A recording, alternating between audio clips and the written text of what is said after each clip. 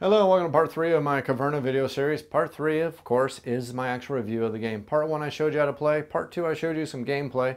Actually, pretty much showed you half a game. I think I cut it in under an hour, which is pretty good for a 3-player game, especially considering how much I was yammering on and trying to explain things the best as I could as I was playing.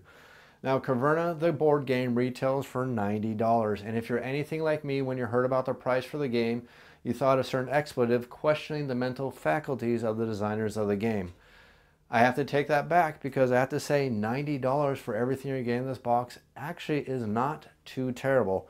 Now, before we go anywhere, this is actually a 7-pound box that's full of gameplay components.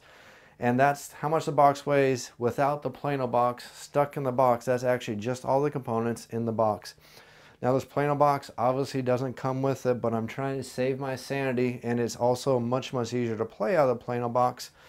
And okay, yeah, the Plano box adds $5 to the cost of the game if you want to throw that out there, but $5 is definitely worth my sanity when it comes to sorting this game and getting this game on the table much quicker. Now, what exactly are you getting for your $90? For your $90, again, you're getting a 7-pound box that's full of lots of wooden components. These are painted wooden components. And instead of using little square meeples that I'm sure we are all sick and tired of seeing, square meeples for everything from military units to space empires to just about anything you can throw a square meeple at, you've seen a square meeple used before. That's not the case with Caverna. Every one of these meeples is custom shaped, custom formed for the game, which you know has to add cost to the game when you're trying to design a game. You have custom shaped meeples for the trees, the vegetables. I always call them pumpkins. Okay, they're vegetables. Let me call them pumpkins. It makes me happy. You get plastic for the coal. You get plastic for the rubies. Matter of fact, the only component that's made out of cardboard when it comes to the resources in the game is the food, which are these little circular tokens, and it's actually just thick cardboard, double-sided cardstock. And the only other thing that's made out of cardboard is the money.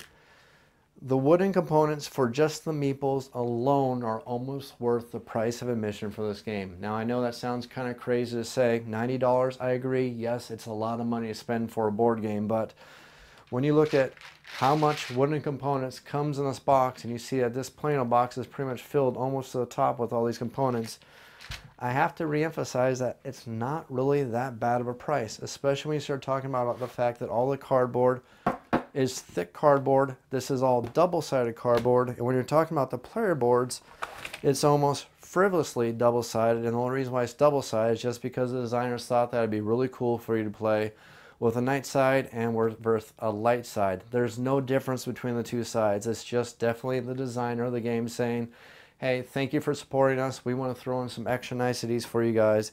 Here's what we're doing. As a matter of fact, everything in this game is either made out of wood, it's made out of plastic, or it is made out of thick cardboard. There's no chintzy, thin paper that you're going to get. I've seen some games that give you player boards that are so flimsy you can flop them like a piece of paper in the wind.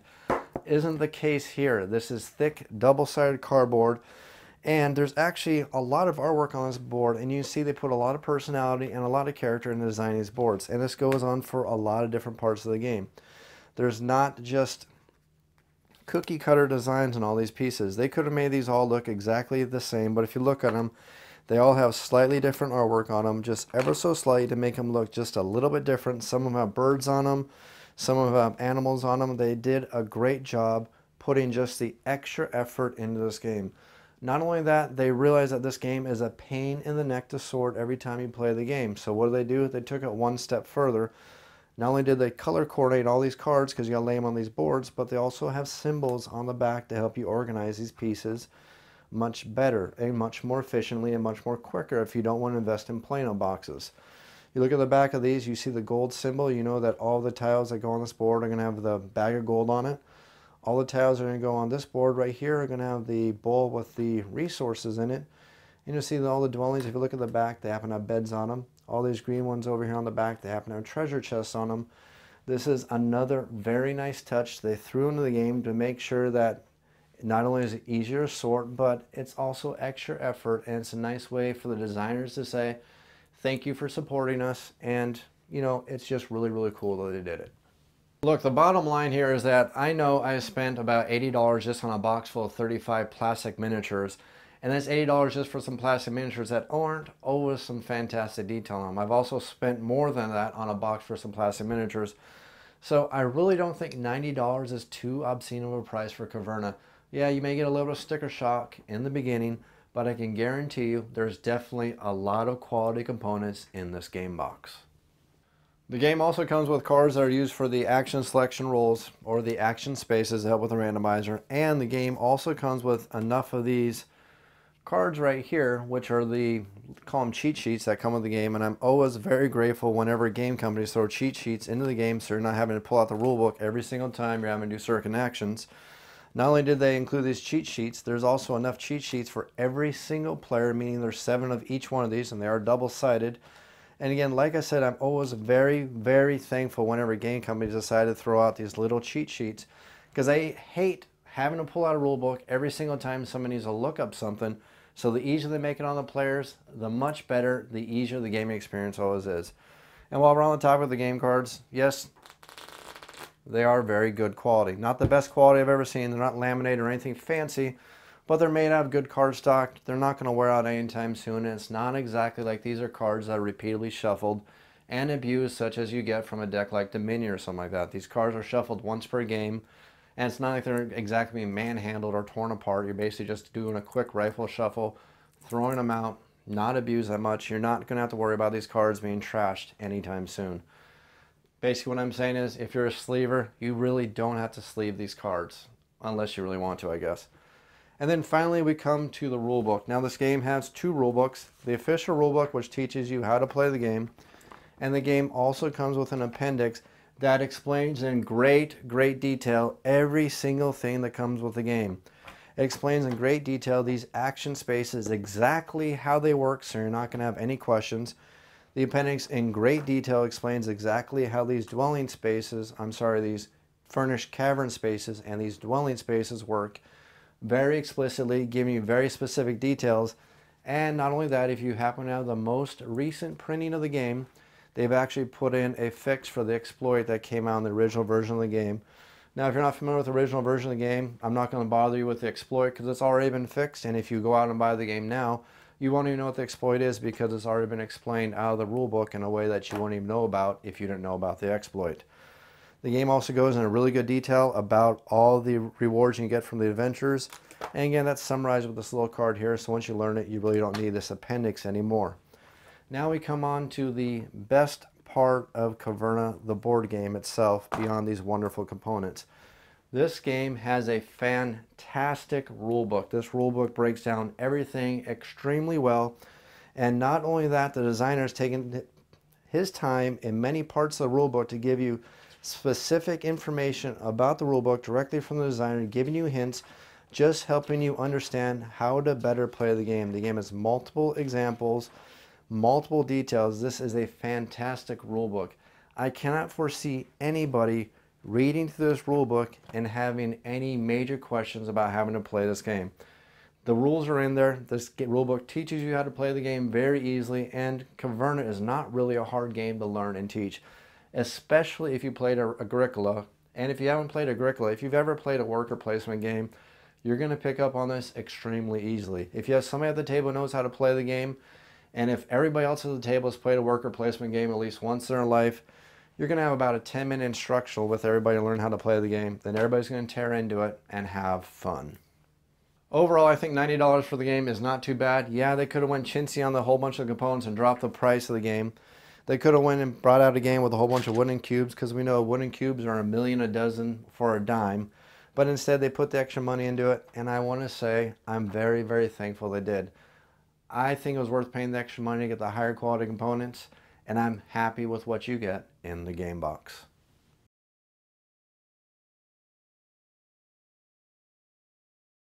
Every time I do a review for a board game, there's 2 things that are always very important for me to cover: family friendliness and just how well the game plays at various player counts. Now, unfortunately, this is one of those times where I didn't get to sample all the player counts with Caverna. Every time I do a review, I try to make sure I play the game at least once with every single player count, and unfortunately, I tried multiple times, but I could never get a 6 or 7 player game of Caverna to the table. The good news, though, is that I did get to play multiple times at 1 to 5 players, and again, the bad news is I didn't get to do a 6 or 7 player game. So unless there's some magical exploit that I don't know about in a 6 or 7 player game, I'm pretty sure I can surmise exactly how well it's going to play with 6 or 7 players after playing it at the other player counts. Also, while the game does have a solo component, there is a true solo component for this game. There's rules for playing the game alone and playing with just one player. I do have to admit I only played the solo game one time, and that's just because for me the solo gameplay wasn't exactly what I look for in a solo game. Now the solo game for Caverna is designed to be pretty much solvable, and if you go to Board Game Geek you can actually see players who have managed to score over 200 points, and they'll tell you exactly how to do it. And the reason why is every time you play the solo game, the board is going to be set up the exact same way every single time. You're going to have the same scoring tiles. You're going to have the tiles or the action cards laid out in the exact same order. And you're basically going to go through and you're just trying to maximize, get the most efficient score you can. Now, that doesn't make it necessarily a bad thing. And for a lot of people, that's actually pretty fun and pretty darn challenging. But unfortunately, like I said, it does mean as a solo game, it is solvable. So that's why I just played it one time as a solo game to see how the game played, but in my opinion, it's probably, well, okay, in my opinion, it's definitely not a way I'm ever going to play Caverna again. Yeah, it's a good way to learn some good strategies. Yeah, maybe a good way to improve your gameplay, but it's definitely not exactly what I would call a selling point for the game. Basically, what I'm saying is I don't think it's worth spending $90 for Caverna if you want to play it as a solo game only. If you're looking for a solo game only, I can definitely recommend many games that you're going to get much more of your dollar value out of. Caverna as a one-player game, not to oversimplify things, is basically like paying $90 for a Sudoku. Yes, it's challenging. Yes, it can be hard to figure out, and yes, it can be, I guess the best way to describe it is it can be a brain challenge trying to figure out how to do it most efficiently. But once you figure it out, you figure it out, and it's not going to change after that because single player Caverna is always played exactly the same way every single time. Now when it came to playing Caverna with multiple players, it did play very well at all the player counts I tried. Again, I didn't get to play a 6 or 7 player game. I couldn't get to the table because I couldn't just get that many people together to play Caverna. Every time I had that many people together, we always seemed to lean towards other games. And that doesn't mean Caverna is a bad game. It's just that it's just not one we want to invest 6 or a 7 player game because the game can get pretty darn long with 6 or 7 players. They say the game takes an average of about 30 minutes per player, and if you're looking at a 7 player game, you're looking at about a 3-hour game. And quite honestly, there's other games we like to invest that much time into, and that's just us for our play group. I can definitely say though, I do appreciate the fact that when you're playing with different player counts, the game does play differently. There's different setups for the game boards, for the action spaces, making sure that there's a lot of variety and that the game doesn't play exactly the same with the different player counts. Again, these boards are different sided. This board is going to be used for all 1 to 7 player games. This board is only going to be used for 6 or 7 player games, while this side is going to be used for 5 player games, which is good. You have a 7 player side and again a 3 player side. It was a really nice touch. They basically made it so the game does play well and does feel balanced at all player counts. There's one slight caveat to that though, and I'll get to that when I'm actually giving you the final review so I avoid repeating myself. I just definitely want to say that gameplay wise the game was good at all player counts.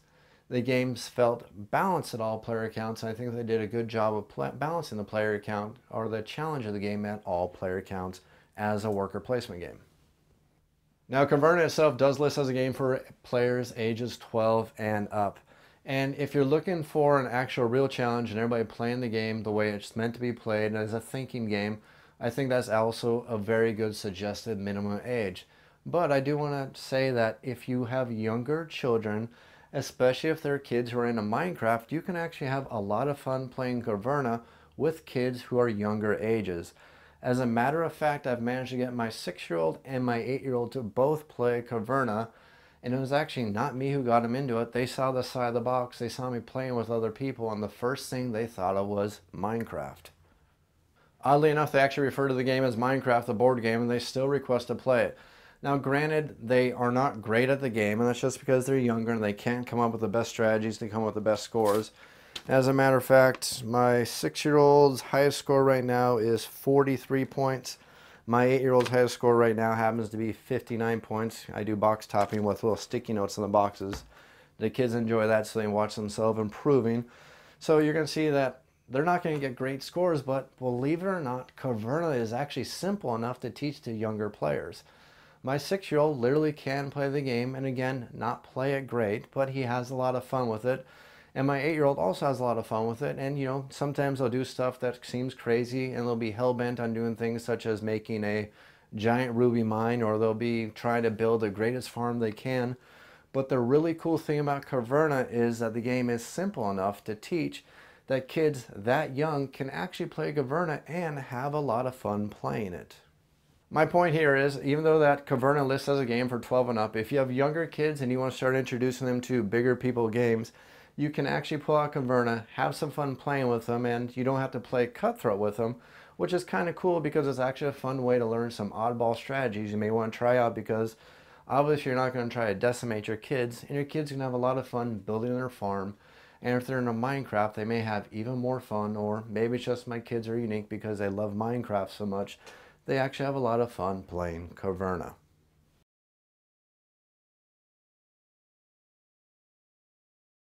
Caverna, the board game, is obviously a labor of love from Uwe Rosenberg. He's definitely has taken a lot of, I don't want to say criticisms because I don't want to be misconstrued here, but I'm going to use that term just because I can't think of a better term. He's taken a lot of the criticisms aimed at Agricola, things that have turned the word Agricola into a game of misery farming, and he's basically reimagined the game as Caverna. Now, Caverna reimagined is basically, yes, the underlying thing is it is Agricola 2.0, but it's not Agricola 2.0 in such a way that I would refer to this game as Misery Cave. If I had to give it a good description of how I would explain Caverna versus Agricola, and again, I don't want to give too many comparisons between the two, but I know everybody wants to hear it, especially since so many people have played Agricola, and they want to know just what exactly has changed in Caverna. The best way I describe Caverna is basically that it's Agricola made for the masses. The game is made simpler, and I don't mean simpler in a bad way. It's not simpler as in being dumbed down. It's simpler in the fact that it's not quite as cutthroat, and it's not quite as brutal to the players. In Agricola, if you make one mistake, your players are going to starve, things are going to get very miserable for you, and you're not going to score, and you're not going to get a lot of victory points, and you're definitely not going to enjoy the game. Caverna is also a pretty deep game, just like Agricola, but is much more forgiving. You don't have to be constantly feeding your players all the time, and you can actually feel like you can go out there and go after different strategies. And to be honest, the game does feel different enough from Agricola to warrant a purchase if you're already an Agricola player.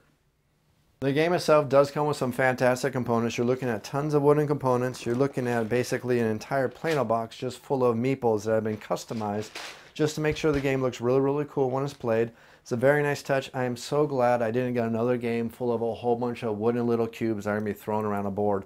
They look really cool to actually see a meeple that looks like a donkey, to see a meeple that looks like a dog, to see a meeple that looks like a tree is infinitely, infinitely better than seeing a whole bunch of little wooden cubes strewn across a game board. The game has the double-sided game boards, and again, it's a total waste. There was no reason at all for them to include these double-sided game boards, but they went ahead and did it anyways just because, well, I guess just because it looks pretty darn cool. If you want to play during the day, go ahead. If you want to play during the night, go ahead. It's not going to make any difference to the game at all. It's very high-quality cardboard for all the components. There's lots of wooden components. There's enough wooden components in this game to make a lumberjack shed tears of joy. And they even took some extra time to make sure they made the components easier to sort by having the little symbols on the back of them, which is going to make your life a lot easier when you're trying to set up the game. For all its pedigree, the game is also extremely easy to teach. The game is played over 5 phases every round, and basically only 2 of those phases are really require any brain power at all. The first phase is you're basically flipping over a new card and flipping over a harvest token. The second phase, you're just basically refilling some locations. And the third phase is where players are just going to basically place your dwarf on an action space, do exactly what that action space says, and the next player gets to go. Fourth phase, you're pulling all your dwarves back, which really even shouldn't be considered a phase. And then the fifth phase is the harvesting. Harvesting is also pretty easy. You're going to take some stuff off the board, you're going to feed your dwarves, and then if you happen to have the room for it, your animals are going to multiply. The game is very, very simple and very easy to teach once you break it down to exactly what it is you're doing. You're basically having a farm, a dwarven farm, and trying to build up a cavernous structure to make your home bigger and gain victory points.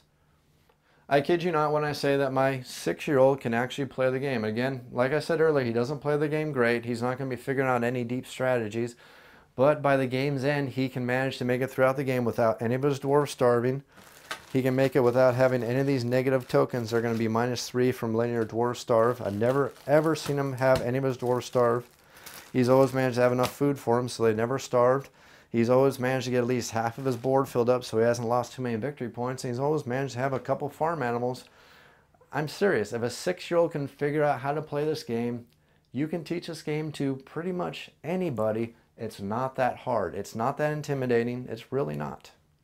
Don't get me wrong though, this game does have some extremely balanced gameplay, and just because a 6-year-old can figure out how to play the game doesn't mean that an adult is going to get bored and get pretty darn lazy, because this game can be extremely brutal and very challenging if you want to get a really good score. Sure, a 6-year-old can play the game and score 45, 50 points, but adults are going to be scoring 100 points because this game is challenging.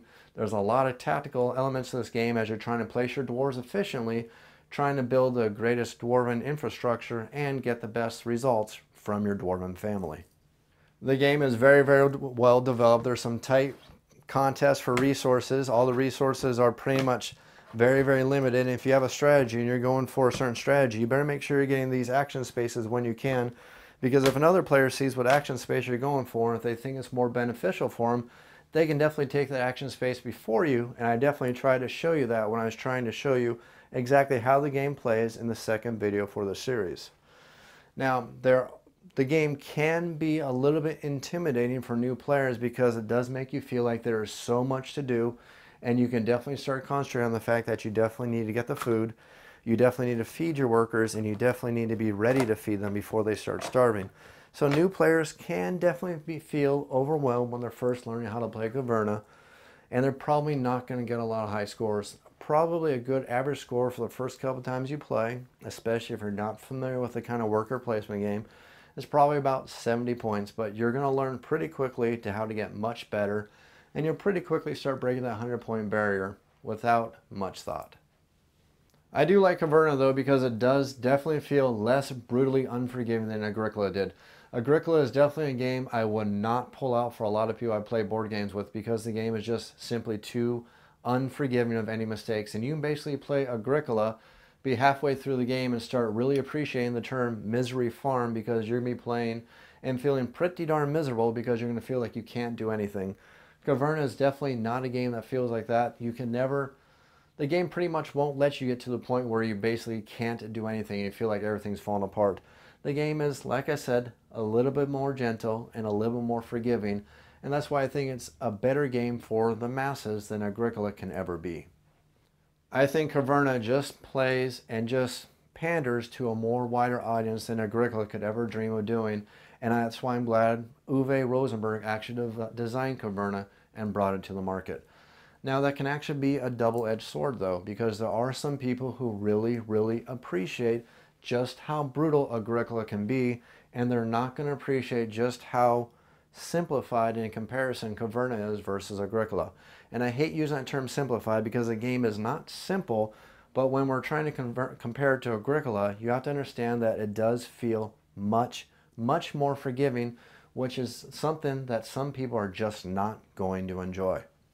The best way I describe Caverna versus Agricola is by using a comparison to video games from the 80s versus video games from today. Back in the 1980s, we're all playing Super Mario Brothers. Well, we had 3 lives to get through 8.8 worlds.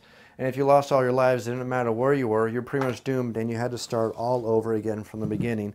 It was brutal, it was very unforgiving, and if you made even one mistake, no matter how simple or minor that mistake was, you were pretty much doomed and had to start all over again.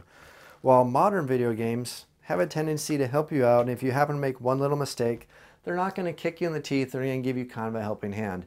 That's basically how Caverna feels versus Agricola. Both are really fantastic games, but Caverna feels like it's just a little bit friendlier and feels like it has a little bit wider mass market appeal to me.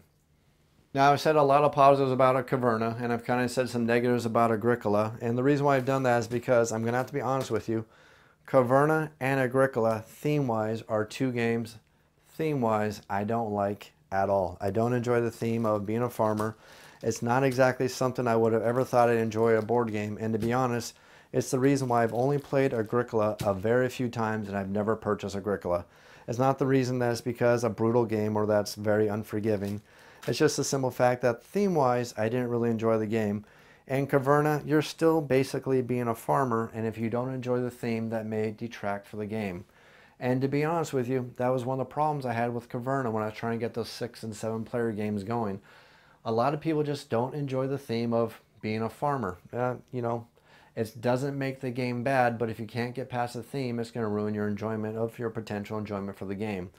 A lot of times when I try to get more people to play Caverna together, everybody usually suggested games such as Terra Mystica or Archipelago, which in their minds had better themes, even though difficulty-wise they're pretty much on par with each other. It's just the theme rang better, at least for my play group. And again, that doesn't make Caverna, or by saying that, even Agricola, bad games. Just understand that the theme really is farming. And I know that in this game you can actually go on adventures and get your dwarf built up and build up his weapons and go out on these grand adventures, but even the adventures seemed just a little bit wonky to me thematically, because I was literally going out on an adventure and I was bringing back a pumpkin.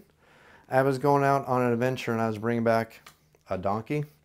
I was going out on a grand adventure defeating a whole bunch of trolls or whatever I was defeating my grand adventures and bringing back an empty barn. Or I happened to go out on a grand adventure and I brought back some crops.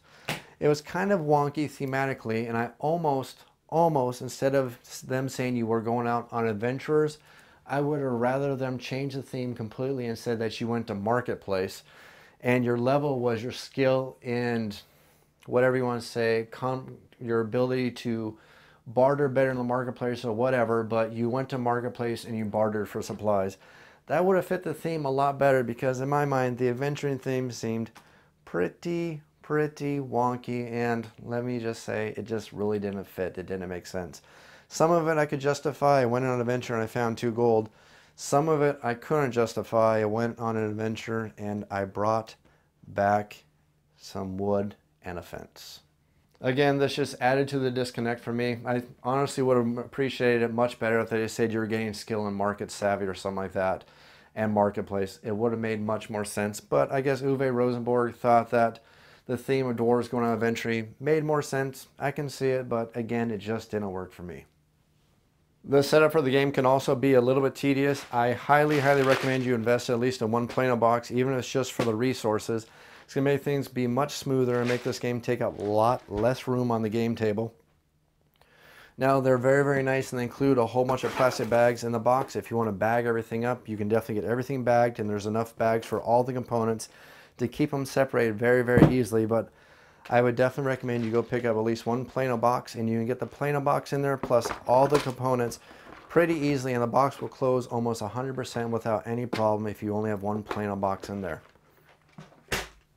I'm also kind of questioning the long-term replayability of the game. Now, I have 7 or 8 games of this under my belt right now. Like I said, I normally like to get 10 plays under, but I'm having trouble getting this game to the table just because we have so many games right now that we're really interested in, especially Terra Mystica, with the announcement of the expansion coming out pretty soon. So we're all starting to get our Terra Mystica skills up again.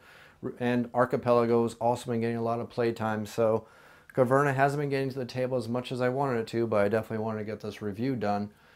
Having said that though, even with the 8 plays I have now, I'm starting to notice a lot of sameness with the game, especially with the lower player counts. The game does not have a lot of randomizers built into it, so the game is going to play the same quite often. Yes, there are these action cards which are going to add a little bit of variety to the game, but you got to understand you're basically only shuffling up a very minute amount. You're going to have the same 3 for stage 1 of the game. You're going to have the same 3 for stage 2 of the game. And you're going to have the same 3 for stage 3, the same 3 for stage 4, and while they may shuffle up among themselves, and you may get a different order every time you play, you're still going to get the same 3 that are going to come out for the first 3 rounds. It's not a great randomizer, and it's going to make the game feel kind of samey every time you play it. You also have the harvest tokens, which are going to add a little bit of variety to the game, but again, it's basically only changing 3 harvest phases out of a total of 12 rounds of the game. It's not that big of a randomizer. The biggest randomizer in this game is basically going to be you versus the other players and who's taking up all the action spaces. And that means that the more players you have, the more competition you're going to have for these action spaces. The less players you have, the less competition you're going to have for these action spaces, which is going to allow players to start kind of falling into ruts for strategies. This was really prevalent, at least in my experience, for a two-player game where you have one player who went after the strategy for the adventurers and getting weapons for the dwarves. And then you have the other player who'd pretty much go for the strategy of just trying to keep the less warlike dwarf and just went out there and tried to raise the perfect farm, and basically both players be fighting to see who got the best score. Sometimes trying to just, mess each other up, trying to take resources from the other player, but as the player count went down, it was much, much easier for each player to kind of be in their own world, and players weren't interacting with each other that much.